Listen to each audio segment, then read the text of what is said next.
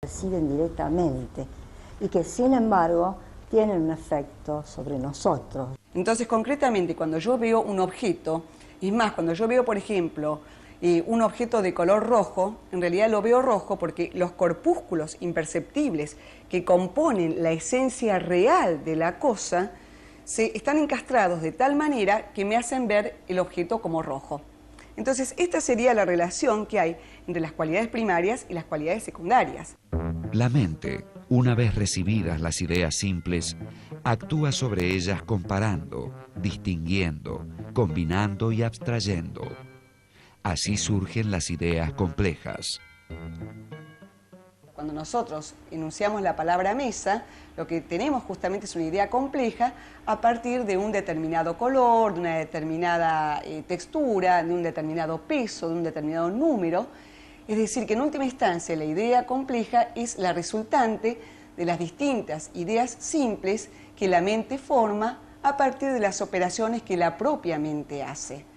Por ejemplo, tengo una idea de un color rojo, una determinada forma redondeada, un aroma, una lisura, y las reúno en una idea y le doy el nombre de manzana, con el supuesto de que existe algo, la sustancia, que es como un sustrato en el cual se insertan todas estas cualidades.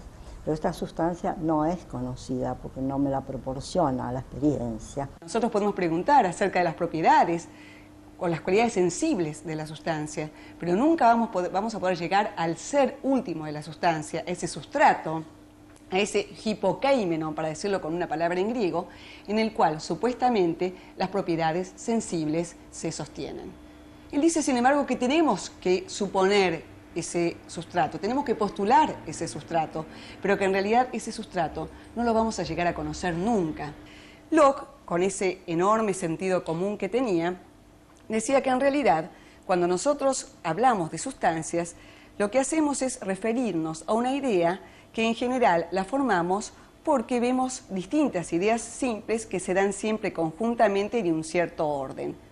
Pero que en realidad, si nosotros queremos indagar acerca de qué cosa es aquello o qué cosa es esa sustancia que está más allá de las propiedades, difícilmente lleguemos a descubrirlas. De ahí saca John Locke también la idea de sustancia en general como algo desconocido, que no es percibido.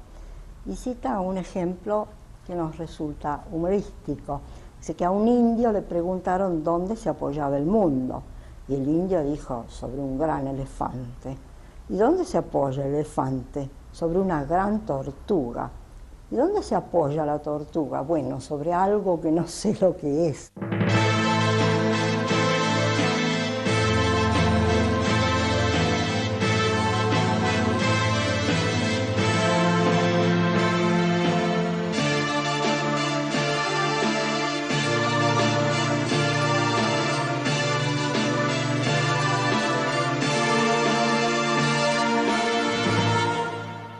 John Locke.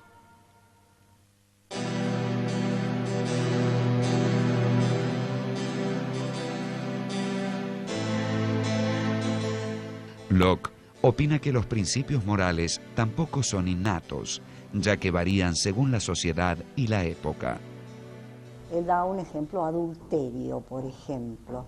Bueno, comprende ideas de la sensación, una relación física entre dos personas de distinto sexo, ideas de la reflexión, van unidos a una idea de deseo, placer, y una idea institucional, es decir, la sociedad en la cual esa figura existe y es denominada así.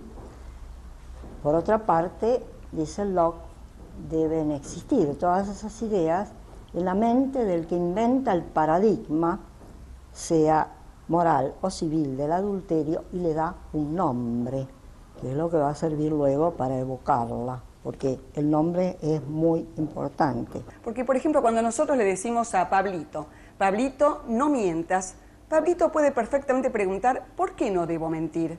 Y hasta que uno no le dice que Pablito no tiene que mentir, porque si miente, entonces se viene abajo la institución de la verdad, o por ejemplo por aplicar la regla de oro porque él no tiene que mentir a los demás porque no le gustaría que los demás le mientan a Pablito.